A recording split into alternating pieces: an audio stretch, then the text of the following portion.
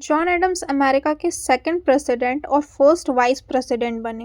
उनका जन्म ब्रेनट्री नामक जगह में 1735 को हुआ। उसके बाद उन्होंने अपनी पढ़ाई हार्वर्ड कॉलेज से पूरी की। पढ़ाई के बाद उन्होंने अपने करियर की शुरुआत as a lawyer and politician की और मैसाचुसेट्स प्रोविंशियल कांग्रेस में काम किया। कॉन्टिनेंटल कांग्रेस के प्रतिनिधि के रूप में उन्होंने ट्रीटी ऑफ पेरिस को नेगोशिएट करने में भी मदद की। उनके डेवलपमेंट मिशंस फ्रांस और नीदरलैंड्स में भी काफ़ी सक्सेसफुल रहे।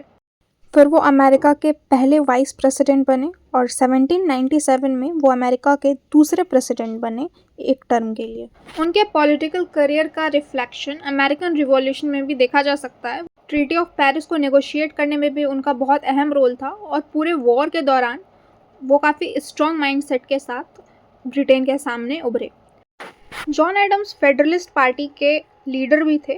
उस समय अमेरिका में दो पॉलिटिकल पार्टियां प्रमुख थी, एक अलेक्जेंडर हैमिल्टन और जॉन एडम्स द्वारा स्थापित फेडरलिस्ट पार्टी और दूसरी डेमोक्रेटिक पार्टी जिसे थॉमस जेफरसन और जेम्स मेडिसन ने स्थापित किया था। इन दोनों पार्टी की आइडियोलॉजी जो थी वो बिल्कुल एक दूसरे से अपोजिट हुआ करती थी।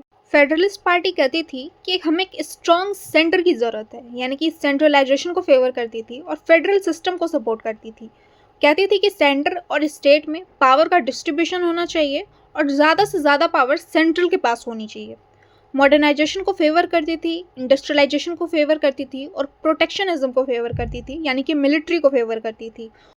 उनकी फॉरेन पॉलिसी के अकॉर्डिंग वो ब्रिटेन के साथ अच्छे रिलेशंस बनाना चाहते थे और वो फ्रांस को अपना अपोजिशन मानते थे। बेसिकली पार्टी एक स्ट्रॉन्ग इकोनॉमी की सपोर्टर थी। और जब हम कहेंगे कि डेमोक्रेटिक पार्टी की क्या आइडियोलॉजी थी तो वो जस्ट इसके अपोजिट थी। जहाँ फेडरलिस्ट पार्टी कहती थी कि हमें सेंट्रलाइजेशन की ज़रूरत है, डेमोक्रेटिक रिपब्लिक पार्टी कहती थी कि हमें डिसेंट्रलाइजेशन की ज़रूरत है, यानी कि हमें लोकल बॉडीज़ को ज़्यादा पावर देनी चाहिए, सेंट्रल के पास पावर्स कम होनी चाहिए। फ्री मार्केट फ्री ट्रेड को वो सपोर्ट करती थी।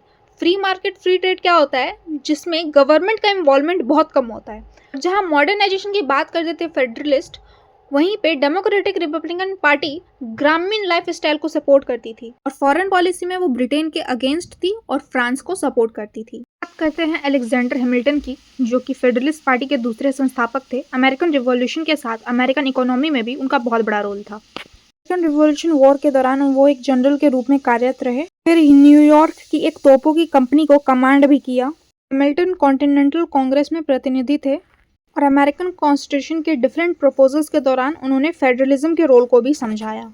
इन सब के अलावा अमेरिकन इकोनॉमी को भी हैमिल्टन ने बिल्ड किया।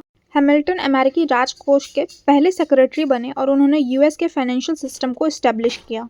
उन्होंने अमेरिका के पहले बैंक यूएस मिंट की स्थापना की और रेवेन्यू कटर सर्विस को इंट्रोड्यूस करवाया और इकोनॉमी से रिलेटेड कई सारी पॉलिसीज़ लाई, जिससे कि यूएस एक स्ट्रॉन्ग इकोनॉमी की ओर बढ़े।